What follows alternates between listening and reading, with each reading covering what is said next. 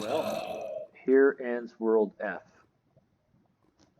I was trying to get my mob farm working better, so I was down in caverns, starting to light up caverns, and a zombie landed behind me, and I fell into lava.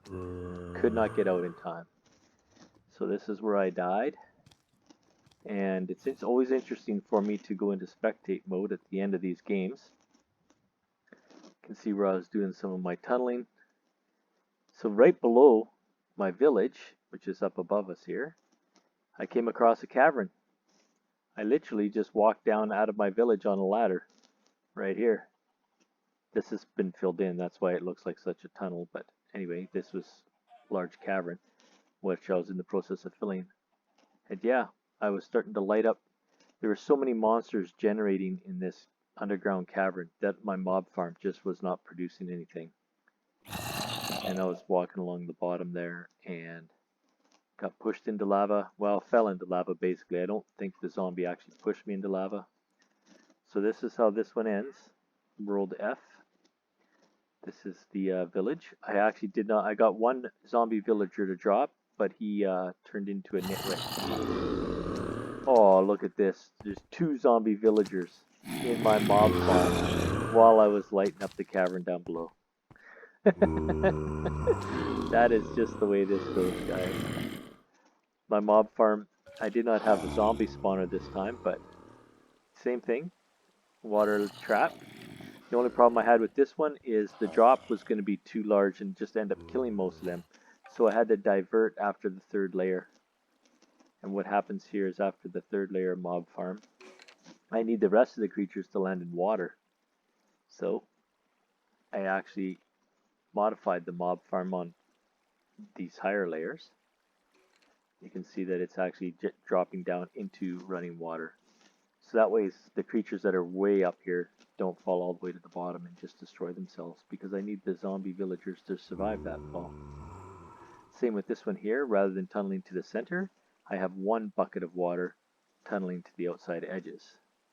And then the outside edges fall all the way down to the first few layers and ultimately down into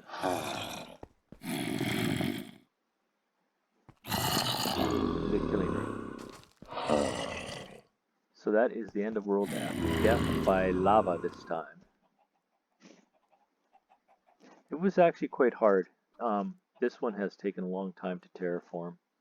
Setting up the cellar and stuff went rather quickly, but just clearing enough space to build the farms, get my, you never know whether a farmer's going to want melons or pumpkins, or both, so I only got my melon row started. The pumpkin row was ultimately going to be on the back side, but as you can see, without finding very many diamonds and getting in the enchanted tools, it takes forever.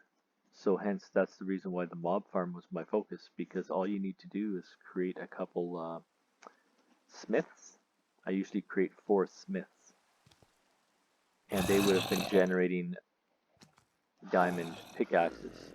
So yeah, right next to the door I got 4 smithing tables. I didn't know there's an upgrade here. Actually, it's the first time I've clicked on a smithing table in a long time. I didn't realize that you could upgrade gear with them. I'll have to research that. Yeah, so could have had my first 2 villagers if I had just stayed at the mob farm and not gone lighting up caverns. I can see, here's another one. This one here would affect it too, with the distance from the farm. I would have had to light up this one as well.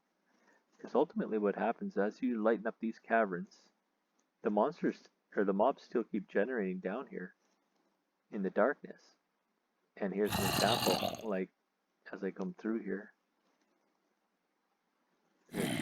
Well, there's only 2 zombies, but you'll come across areas that are focused like this, fairly small. There might be 15, 20, 30 mobs wandering around in them, because it's the only place that the game allows them to generate. It's either there or up in the mob farm after you get enough lit up. I would have had to light this one as well. Anything within 140 squares in the mob farm is going to steal some of the generating ability of a mob farm. Oh yeah, this one here would have had to been lit up too. This has got lava, so it doesn't really matter. Well, this one square here. Oh well, that is how that one ends. Now I'll move on to World G, I guess. Oh, you can see how I was getting my wool. Just letting them. It's got to be in the sunlight to generate grass, so you can eat the grass. And I just tunneled it down into a chest. Makes it easier than having to go up top all the time. Yeah, in spectate mode, I can't go into the nether. I did, however, get an awesome supply of blaze. Like, I did the same as in my last game, as I used rock to cover myself a tunnel all the way into a blaze spawner, and then covered that in as well, so that the blaze had nowhere to go but to spawn right there in front of me, and just kept harvesting them real easy.